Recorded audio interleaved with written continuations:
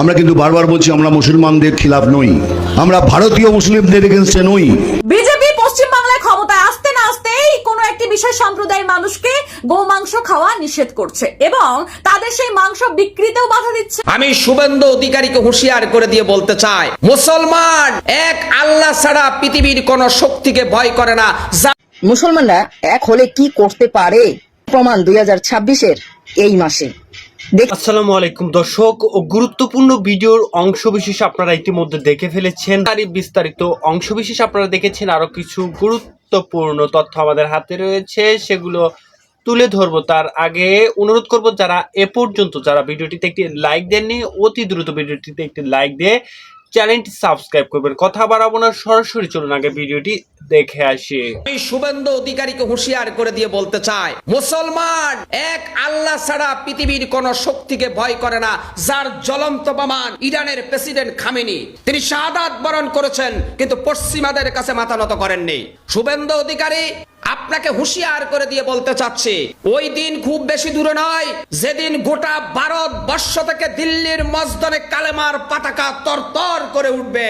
শুভেন্দু অধিকারী আপনার বাপ দাদা ব্রাহ্মণ পণ্ডিতদের জিজ্ঞাসা করে দেখবেন, মুসলমানেরা গোটা ভারতবর্ষ শাসন করেছিল বছরের পর বছর। যদি তারা ইচ্ছে করত আজকে ভারতের মাটিতে একটা হিন্দু জীবিত থাকতে পারতো না। কিন্তু আফসোস, সারা বিশ্বে যারা মানবাধিকার নিয়ে কথা বলে, আমি তাদের বিবেকের কাছে প্রশ্ন করি, আপনারাই তো ধর্মযুদ্ধের ডাক দিয়েছেন কলকাতা থেকে। মনে রাখবেন, এই ধর্মযুদ্ধের সূচনা যদি পশ্চিমবঙ্গের কলকাতা থেকে শুরু হয়, গোটা ভারত ভেঙ্গে কাছের গ্লাসের মতো টুকরা টুকরা হবে। আমি নরেন্দ্র মোদীকে বলে দিতে চাই, শুভেন্দু অধিকারীর মতো গোমূত্র পানকারী এই খাটাসটাকে থামান। এর কারণে আপনার ক্ষমতার মসনদ ধ্বংস হবে এবং কি গোটা ভারত ভেঙ্গে টুকরা টুকরা হবে। ওই দিন খুব বেশি দূরে নয়, আমার প্রিয় নবী মুহাম্মদ সাল্লাল্লাহু আলাইহি সাল্লামের ভবিষ্যৎবাণী, গাজাতুল হিন্দ যুদ্ধ যখন শুরু হবে, মুসলমানেরাই চূড়ান্ত বিজয় অর্জন করবে। ভারতের যারা পণ্ডিত ব্রাহ্মণ আছেন, আপনারা জানেন গাজাতুল হিন্দ যুদ্ধ জিনিসটা কি।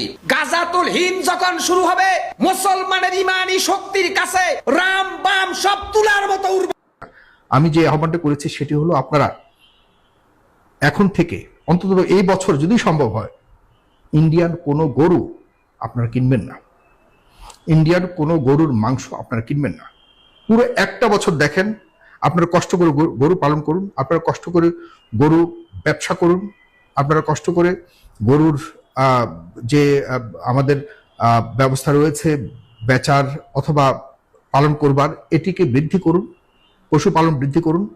দেখুন আগামী বছর ইন্ডিয়ান গরু যখন তাদের দেশেই রাস্তাঘাটে এদিক মানে বিভিন্ন জায়গায় যখন মরা শুরু করবে, গরুর যখন তারা দেখবে তাদের এই দীর্ঘদিনের পালন করার গরু বিক্রি করে মুসলিমদের কাছে বিক্রি করে যখন তারা কিছু আয় রোজগার করতে পারতো, তাদের আর্থিকভাবে সবল হতে পারতো, আর্থিকভাবে এই গ্রামাঞ্চলের কৃষকরা একটু হলো বাড়তি আয় করতে পারতো, সেটি যখন সম্পূর্ণভাবে বন্ধ হয়ে যাবে, তখন তাদের সরকারের টনক নড়বে। বিশ্বাস করুন, এটা যদি করতে পারেন, আপনারা অনেকেই করছেন, অলরেডি গরু কেনা অনেক কমে গেছে আমি জানি। আপনারা বলবেন যে আমরা গরু কিনি না, আমাদের নিজেদের গরু চলছে না। ভারতের গরু সারা বিশ্বে দ্বিতীয় শীর্ষ অবস্থানে রয়েছে ভারতের গরু রপ্তানিতে, অথচ তারা বলে যে গরু কুরবানি নিষিদ্ধ, গরু কুরবানি করা যাবে না, গরু হত্যা মহাপাপ, গরু আমাদের মা। আরে বাবা, ঠিক আছে, তো তোমাদের কিভাবে তোমরা দ্বিতীয় সর্বোচ্চ স্থানে রয়েছে সারা পৃথিবীতে গরু সাপ্লাই? তোমরা এদিকে পশ্চিমবঙ্গ এবং আমাদের যেসব প্রদেশগুলিতে মুসলিমরা বসবাস করে তাদের ধর্মকে তোমরা টার্গেট করছো, যাতে কোনো ধর্ম মানে মুসলিম ধর্মের লোকেরা যাতে তাদের ঈদুল আজহা পালন করতে না পারে। তোমরা ঠিকই তোমার মাকে জবাই করো, ঠিকই, আস্তাগফিরুল্লাহ, আমি এবার বলতে চাই না, তোমরা মায়ের মানে মাংস খাও ঠিকই বা মাংস বিক্রি করো, কিন্তু তোমরা স্বীকার করতে চাও না, কারণ তোমাদের মনের মধ্যে এক, মুখে আরেক। আমরা এটার জবাব যদি না দেই, আমাদের আসলে কোনো ধর্মীয় জায়গা থেকে না, এটি মুসলিম, যেহেতু আমি তো অস্বীকার করতে পারবো না আমি মুসলিম নই, আমি মুসলিম 100% আমি মুসলিম, কিন্তু আমি অসাম্প্রদায়িক চেতনায় বিশ্বাস করি। যখন সাম্প্রদায়িক কোনো মানে হুমকি আমার সামনে আসবে, তখন আমি অবশ্যই আমি মুসলিমের জায়গা থেকে সর্বোচ্চ প্রতিবাদ করব। এটাই আমার বিশ্বাস, ধর্মীয় বিশ্বাস বলুন অথবা মানবিক বিশ্বাস বলুন। সুতরাং আমাদের আজকে এই বিষয়টি পশ্চিমবঙ্গে রয়েছে, এটি কোন সময় এপারে চলে আসে আমি জানি না। আমাদের এই পারে আমরা কোনো ধরনের অসহনশীলতা, ধর্মীয় অশান্তি আমরা বরদাস্ত করবো না। এটা হলো আমাদের পক্ষ থেকে সরাসরি কথা। এখন থেকে আপনারা যারা যারা আছেন বাংলাদেশে, যারা গরু কুরবানি দেওয়ার জন্য একটু সামান্য কম খরচে ভারতীয় গরু কেনার জন্য চাচ্ছেন, ভারতীয় এই ধরনের সুবিধা নিতে যাচ্ছেন, তারা প্লিজ একটু মানবিক হন, একটু দেশপ্রেমিক হন, একটু আত্মমর্যাদাশীল মানুষ হন, এবং সর্বশেষ সবচেয়ে বড় জিনিস একজন প্রকৃত মুসলিম হন। যে কারণে আপনাদেরকে যা করতে হবে সেটি হলো আপনারা ভারতীয় গরুকে সম্পূর্ণভাবে নিরুৎসাহিত করবেন, এবং ওপার বাংলা থেকে যারাই ভারতীয় গরু আনবে তাদেরকে ধরে বেঁধে রাখবেন। বাঙালি যারা এ পাশে যারা ভারতীয় গরু ব্যবসা করে তাদেরকে যেখানে পাবেন এখানে বেঁধে রাখবেন। বেঁধে রেখে বলবেন যে তুই কখনো ভারতীয় গরু ব্যবসা করবি না, এটা আগে বল, নাকে খদ্দে এবং চোখে চোখে রাখবেন। আমাদের মান সম্মানের ব্যাপার হয়ে দাঁড়িয়েছে। সুতরাং তাদেরকে, তাদের গরু না কিনে তাদেরকেই, তাদের দেশের কৃষকরাই তাদের সরকারকে পেটাতে ধরবে কদিন পর। যদি না হয় আপনারাই আমাকে তখন জবাব দিয়েন। মুসলমানরা এক হলে কি করতে পারে প্রমাণ 2026-এর এই মাসে দেখিয়ে দিয়েছে যে আমরা কোনো হিন্দুর থেকে গরু কিনবো না, তোমাদের গরু নিয়ে তোমরা এখন যা করো তা করো। কিন্তু এবার প্রশ্ন হচ্ছে আমার এই জায়গায় যে আমরা হিন্দুরা কি পারবো তাদের মতন? এটাই আমার প্রশ্ন। মুসলমানদের দোকান আছে আমাদের ভারতবর্ষে, আবির থেকে নিয়ে একেবারে ধূপকাঠি পর্যন্ত বিক্রি করে। আমরা হিন্দুরা সেই দোকানে গিয়ে কিনি, আর বাকি ইত্যাদি ইত্যাদি দোকান তো আমি বাদই দিলাম। তাহলে আমরা কি পারবো তাদেরকে বয়কট করতে? তারা কিন্তু আমাদেরকে বয়কট করেছে। তাদের ক্ষমতা আছে, তাদের দম আছে, কিন্তু আমাদের কি আছে? প্রশ্ন নিজেকে করুন, আছে আপনার যে তাদেরকে আপনারাও বয়কট করবেন? একটা জিনিস ভেবে দেখেছেন, এদেশের মুসলমানের জন্য ওদেশের মুসলমানরাও আওয়াজ তুলেছে। তারাও বলছে কোনো হিন্দুর থেকে গরু কিনবেন না। তবে যাই হোক, গরু বিক্রি করার পক্ষে কিন্তু আমি না, কিন্তু আমি শুধু বললাম তাদের একতার কথা, তাদের ঐক্যর কথা। এই ঐক্যটা, এই একতাটা আমাদের মধ্যে আছে। আরেকটা কথা বলি শেষে, অল্প একটু কথা। এই যে 9 লাখ টাকা 18 লাখ টাকার যে লোনের কথা বলা হচ্ছে, ওই ছেলেগুলোকে এত টাকা লোন ব্যাংক দিয়েছে। আমি নিজে একজন ব্যবসায়ী বন্ধুরা, আমি ব্যবসা করি, তাই আমি জানি ব্যাংক কত টাকা লোন দেয়। আমার 2 লাখ টাকা নিতে গেলেও আমার বাড়ি 14 বার ব্যাংকের লোক আসে পরীক্ষা নিরীক্ষা করতে। সেখানে 2 লাখ টাকা আমাকে দিতে গেলে সরকার 100 বার পরীক্ষা নিরীক্ষা করছে। 8 লাখ 9 লাখ 10 লাখ ভাবতেই পারি না। এই সমস্ত হিন্দু যারা এগুলো করছে তারা কেউ 1 টাকাও লোন নেয়নি। হ্যাঁ, এদের লোন আছে বোধহয় বন্ধনের, সপ্তাহে সপ্তাহে কিস্তি দেয়। সেটা গরুর বিষয় নয়। আর কত বোকা বানাবে? তলানিতে ঠেকিয়ে দিয়েছো। সত্যি কথা বলতে বন্ধুরা, এই রাজ্যে কোনো হিন্দুই অসুবিধাতে নেই। যত হিন্দু আছে, এই যে কিছু সিনাল মহিলাকে টাকা দিয়ে কিনে ফেলেছে তারা, তাই তারা এগুলো ওই মাইক একখান হাতে নিয়ে এগুলো বাজে কথা বলছে, মিথ্যা কথা বলছে। তবে যাই হোক, এগুলো প্রসঙ্গে আর নাইবা গেলাম। এসব ছাপি ছাপি ব্যাপার আর ভালো লাগছে না। এদের গরু এরা দুটো পয়সার লোভে যদি নিজেকে বিক্রি করে দিতে পারে, নিজের ধর্ম বিক্রি করে দিতে পারে, সেটা ওদের ব্যাপার।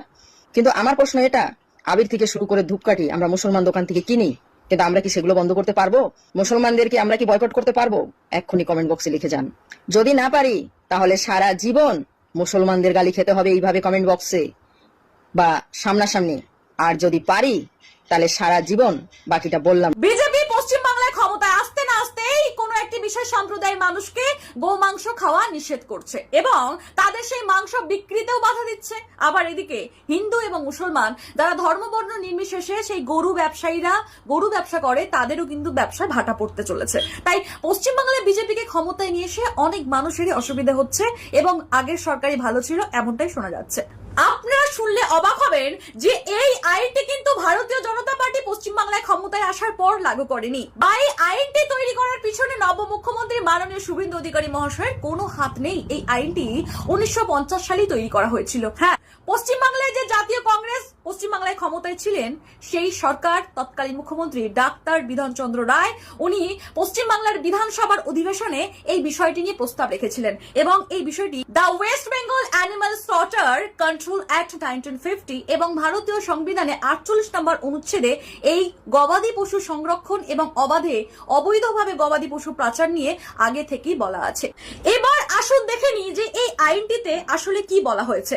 এই আইনটিতে বলা হয়েছে যে শুধুমাত্র লাইসেন্স প্রাপ্ত এলাকার মধ্যেই বা যার কাছে লাইসেন্স থাকবে সেই কিন্তু এই গরু জবাই করতে পারবে। মানে গরু জবাই করতে গেলে সরকারের অনুমোদন এবং ফিটনেস সার্টিফিকেটের প্রয়োজন হবে। 14 বছরের কম বয়সী গরুকে কিন্তু হত্যা করা যাবে না এবং বিক্রি করা যাবে না, কারণ গরুটি যতক্ষণ কর্মক্ষম থাকবে এবং গরুটির যতক্ষণ প্রজননের ক্ষমতা থাকবে ততক্ষণ গরুটিকে আপনাকে মানুষ করতে হবে এবং গরুটিকে সঠিকভাবে টিকাকরণ এবং সরকারি নথিপত্র ছাড়া গরুটিকে বিক্রয় করা যাবে না।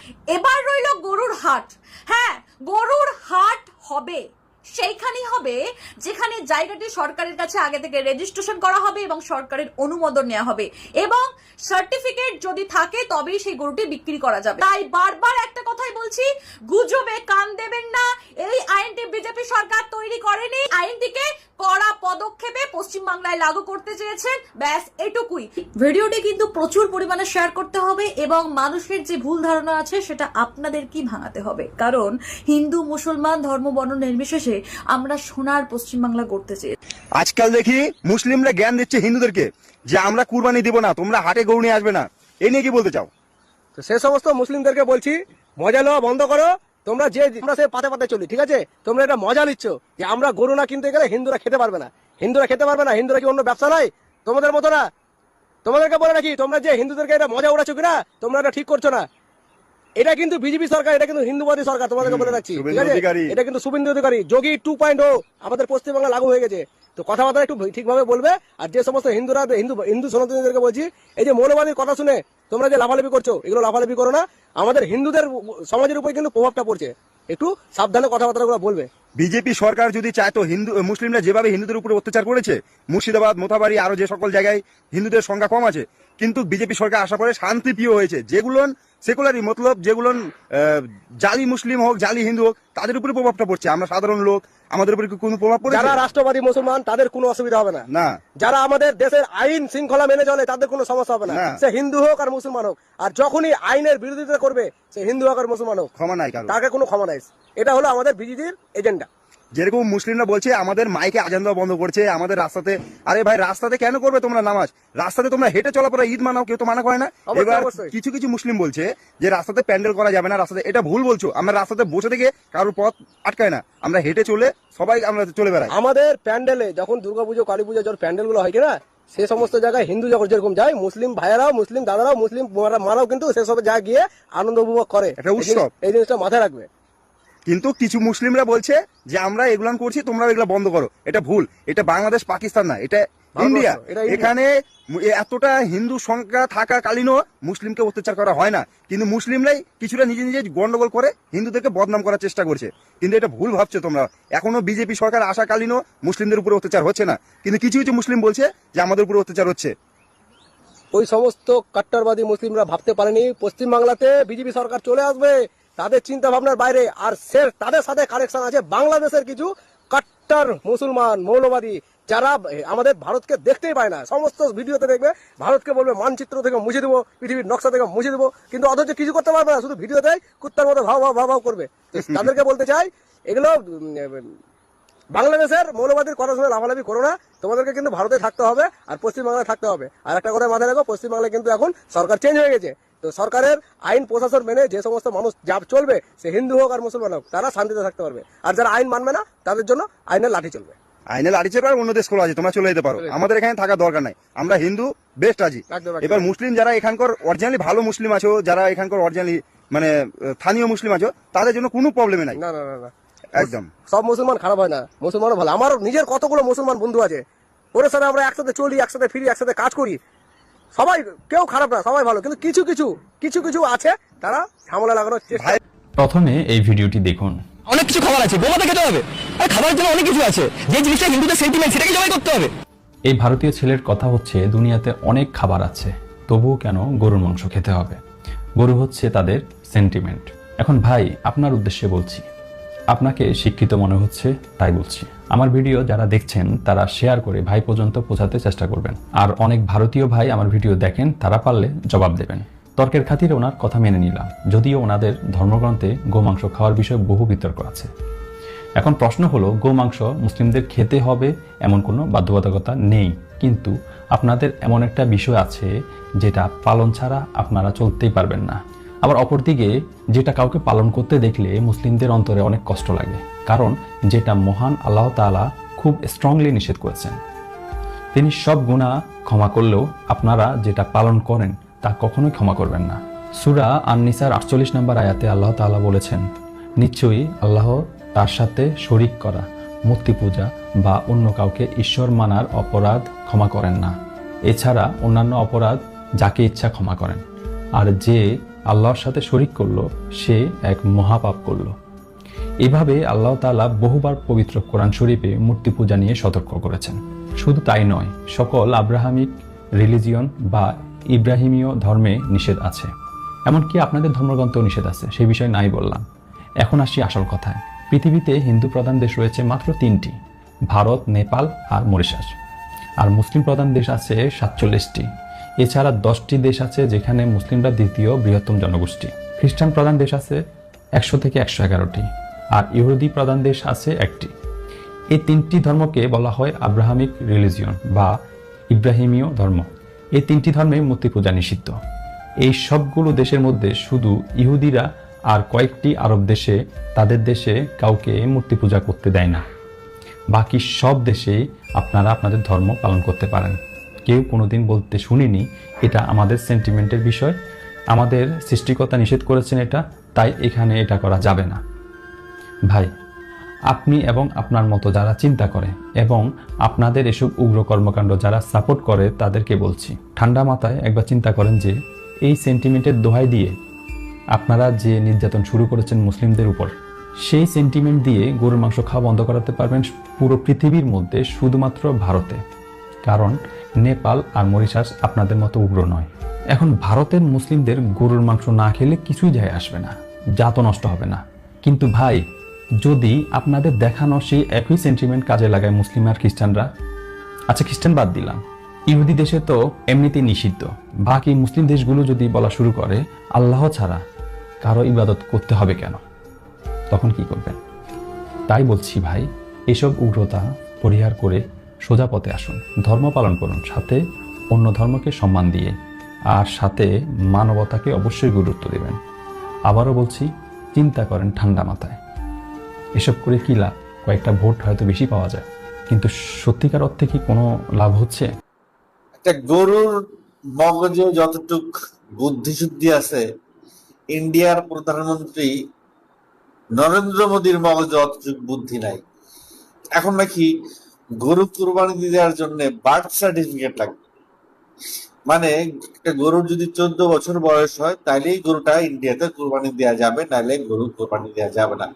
14 বছর বয়স কিভাবে হইলো সেটা নির্ধারণ করার জন্য তো এখন গরুর বার্থ সার্টিফিকেট করা লাগবে, অথবা গরুর জিন টেস্ট করা লাগবে, মেডিকেল এটা সেটা করা লাগবে।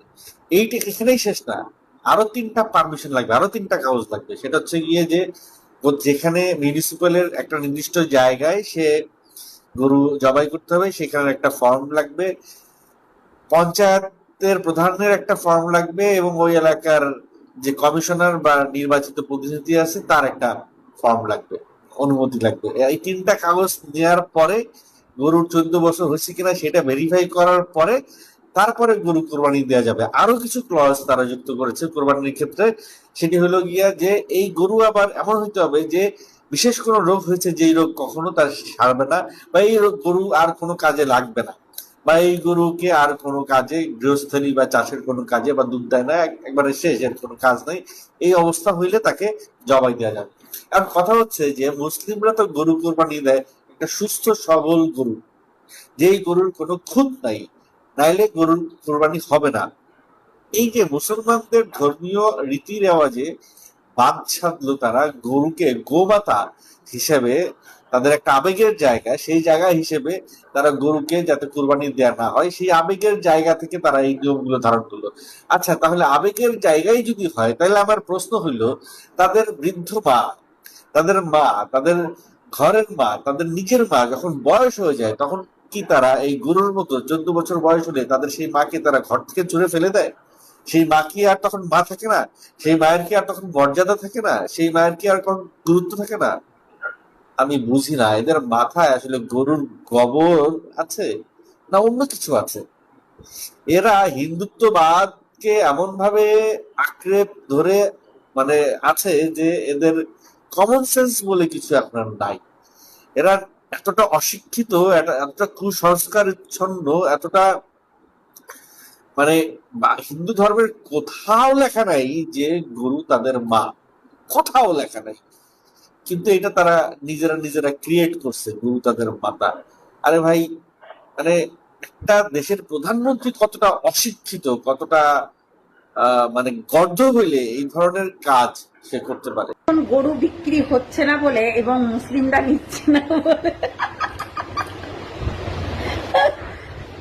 এখন হচ্ছে মুসলিমরা গরু নিচ্ছে না, যেহেতু নিষেধ করে দিয়েছে, তার জন্য অনেকের মানে ব্যবসার ক্ষতি হচ্ছে। যারা বলছে যে আমরা লাখ লাখ টাকা মানে 3 লাখ টাকা, কেউ 4 লাখ টাকা করে ঋণ নিয়ে মানে ওই লোন নিয়ে তারপর গরু কিনেছে, সেই সব গরুগুলো এখন ব্যবসার জন্য যেটুকু ধরেন যাদের বাচ্চা হয়েছে এরে বাচ্চা হলে তো আর হচ্ছে তাকে ঘরের মধ্যে পুষা যায় না, তাই না?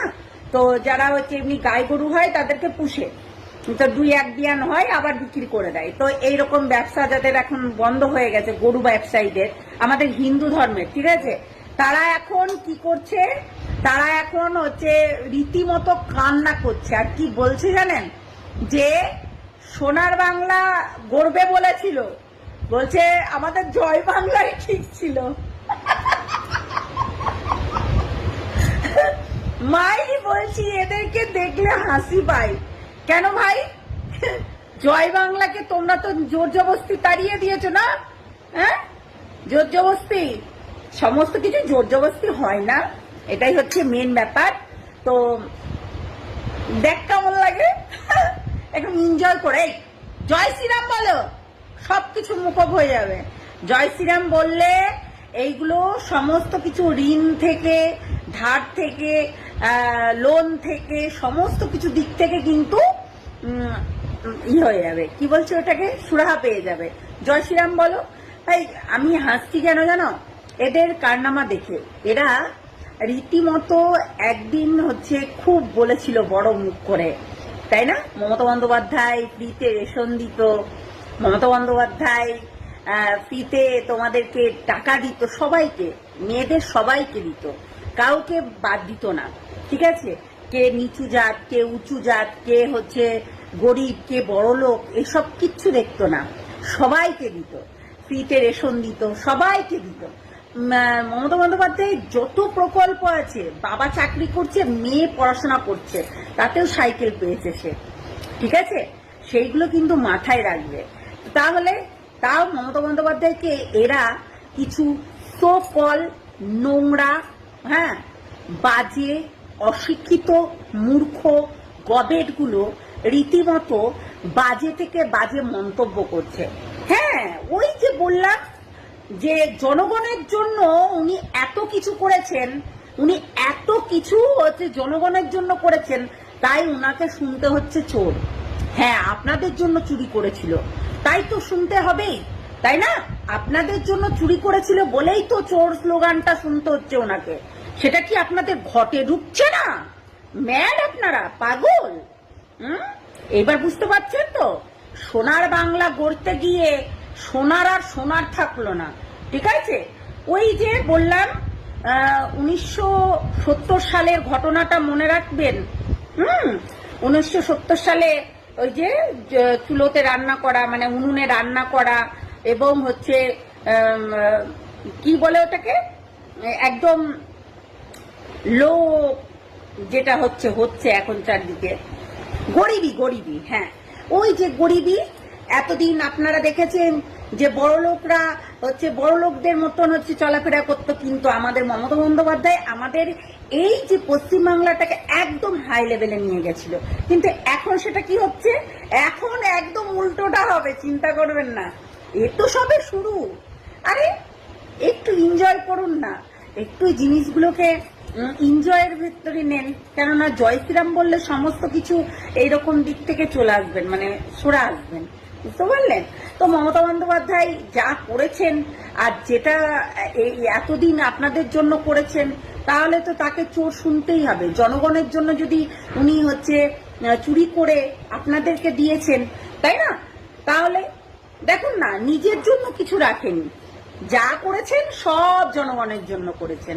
হ্যাঁ, কিছু কিছু মানুষকে রেখেছিলেন যারা গাদ্দার বেঈমান, তারা শুধু টাকাগুলোকে লুটে পুটে খেয়েছে, সেটা তো আর বুঝতে পারেননি, অসময়ে ঠিক বুঝতে পেরে গেছেন।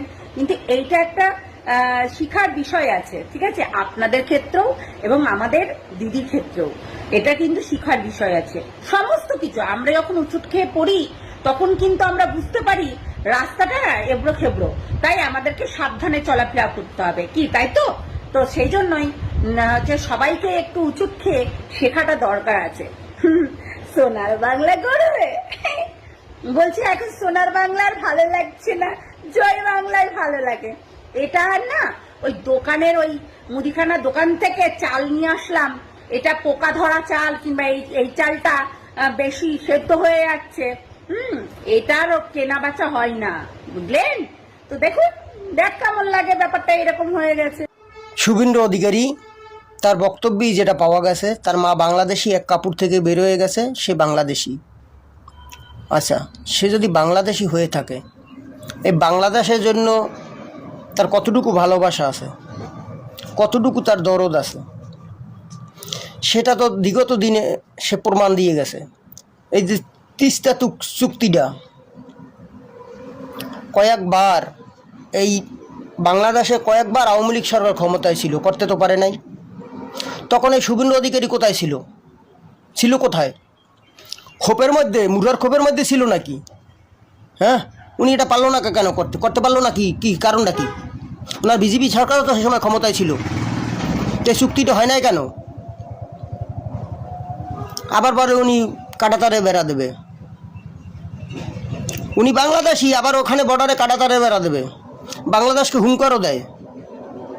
উনি চায়টা কি? উনার যে বক্তব্য তো ওনার মেলে না। উনি যে এত বড় একটা রাজনৈতিক নেতা, ওনার যে বক্তব্যের সাথে তো কোনো মিলতাল নাই। এক এক সময় এক একটা দেয়, এক এক সময় এক বক্তব্যের ভিতরে বোঝা যায়, এক এক সময় এক এক দিক কথা কয়, যেটা বোঝা যায়। তো আপনি কাঁটাতারে বেড়া দেবেন, ঠিক আছে, কিন্তু চাই দেখছেন আপনারা, চাই বাঁশের শলা দিয়ে বানানো হয়, ওইখানে একটা পকেট থাকে, মাছ ঢুকলে আর বেরোতে পারে না। তা আপনারা বেড়ার ভিতরে ওরকম কোনো পকেট রাখবেন না, যে বের হইলে ঢুকলে বের হইতে পারবে না, এরকম কোনো পকেট রাখবেন না। ওইটা যদি করেন না, তাই বাংলাদেশের যে ইয়ং জেনারেশন যারা আছে, ও সিঁড়িবিড়ি ফালাই দেবে। কারণ বাংলাদেশের যে ছেলেপেলে, তাদের এই পাটাটা না অনেক শক্ত, অনেক মজবুত, বুঝতে পারছেন? বাংলাদেশি ছেলেরা কিন্তু এইরকম, এই কোয়ালিটি।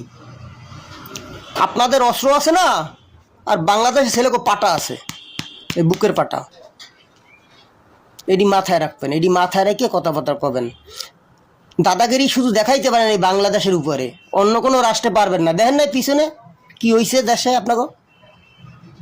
এই যে আপনাকে পাশের রাজ্যগুলো আপনাকে সাথে অত্যাচার করে নাই, কই সেইখানে দাদাগিরিটা দেখাই দেন, তাই বুঝতাম যে বুকের পাটা আছে আপনাকে। এই বাংলাদেশিও আছে বুকের পাটা, বুঝতে পারছেন? তো এই দাদাগিরি এই বাংলাদেশের লাগে দেখাই যাবেন না। আর বক্তব্য দেবেন, আপনার একটা কথা কই, যে কোনো বক্তব্য দেবেন কোয়ালিটি যদি একই হয়। ওই আপনার বক্তব্যের ভিতরে এক এক সময় এক এক রকমের বোঝা যায়। এটি করে বড় নেতারা এই ধরনের বক্তব্য দেয় না, বক্তব্যে এক এক সময় এক কোয়ালিটি বোঝা যায়। আপনি বাংলাদেশে কাঁটাতারা বেড়া দেবেন, আবার এ কথা কন কা আমাদের মা বাংলাদেশি ছিল। কি মানুষ কি বোকা? হ্যাঁ, বক্তব্য দেবেন এক কোয়ালিটি, এতে বুঝায় যে আপনার ওই ফুলা টাইপের, মানে বাত্তি অন্যায়, এই ধরনের কিছু বোঝা যায় কথাবার্তায়। কথা কবেন এক কোয়ালিটি, বড় মাপের নেতা কথা কবেন এক কোয়ালিটি, কথায় মানুষে ভুল না ধরতে পারে। পশ্চিমবঙ্গের কিছু বোন, কিছু ভাই, তাদের যে বুকে হাহাকার, যে কান্না, ভাই দেখে কোনো কষ্ট লাগে, অনেকটা কষ্ট লাগে। কালকে আমি দেখছি, আমার খুব মায়া লাগছে, কিন্তু মায়া লাগলেও তো আর কিছু করার নাই, কিচ্ছু করার নাই ভাই। এই শুভেন্দু অধিকারী যে বক্তব্য স্টেটমেন্ট প্রথম ধাপেই দিয়েছে, এইতে যদি মুসলমান সফল না হইতে পারে, যে মুসলমান যে উদ্যোগটা নেছে যে আমরা গরু কিনবো না, এইতে যদি সফল মুসলমান হইতে না পারে, তবে মুসলমানের খেসারত দিতে হবে, সারা জীবন খেসারত দিতে হবে এই শুভেন্দু অধিকারী যতদিন থাকবে। কারণ মুসলমানের সফল হইতে হবে, আর মুসলমানের সফল হইতে হইলে গরু টোটালে কেনা যাবে না, টোটালে কেনা যাবে না যদি মুসলমান সফল হইতে চান। আর যদি ব্যর্থ হয়ে যান, আর খেসারত দিতে হবে দীর্ঘদিন আপনাদেরকে খেসারত দিতে হবে। এখন আমার প্রশ্ন, কোরবানি দরকারে আমরা দেব না, অন্য ব্যবস্থা রয়ে গেছে, ছাগল দিয়ে দেব, অল্প দেব। আর আমি বলি, বাংলাদেশের যে ভাইয়েরা আছেন, ভারতের মুসলমান ভাইয়েরা তো কোরবানি দিবেনই না, নামে দেবেন, মানে নিয়ম অনুসারে ছোট করে দেবেন। একেবারে হিন্দু গরু টোটালে কিনবেন না, একেবারে টোটালে না। আর বাংলাদেশি যারা মুসলমান ভাইয়েরা আছেন, মুসলিম ভাইয়েরা আছেন, তারা যদি ভারতের মুসলমানের উপরে যে অত্যাচার হয়, এইতে যদি আপনাদেরকে একটুকু কষ্ট লাগিয়ে থাকে, ভারতের মুসলমানকে যদি আপনারা ভালোবাসে থাকেন, ভারতের গরু একেবারে কেনা যাবে না, টোটালে কোনো গরু কেনা যাবে না ভারতের। তারপর আমি বলি, যদি আপনারা কেনেন তাই ভারত বিরোধী বক্তব্য দেবেন না। যদি আপনারা ভারতের গরু কেনেন, হিন্দুর উপরে আঙ্গুল তুলবেন না, এটা আমার বক্তব্য। এখন আপনারা কি করবেন, আপনাদের ডিসিশন।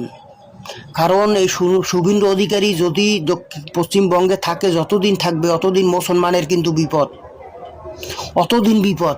যদি এই মায়েরা, বোনেরা, ভাইয়েরা লক্ষ লক্ষ টাকা ঋণ করিয়া গরু কিনছে, গরু কিনে গরু চাষ করছে, এখন যদি গরু বিক্রি করতে না পারে, এই হিন্দুরাই আন্দোলনে ডাক দেবে, এই হিন্দুরা রাস্তায় নামবে, তখন ও একটা আসল শিক্ষা পাবে। ওরা একটা আসল শিক্ষা দেওয়া লাগে। ও কিন্তু ভারতে অনেকে ওরে রোহিঙ্গা কয়, ভারতে রোহিঙ্গা, ও একটু গুন্ডা প্রকৃতির লোক, কারণ ওর ভিতরে কোনো দয়া মায়া নাই।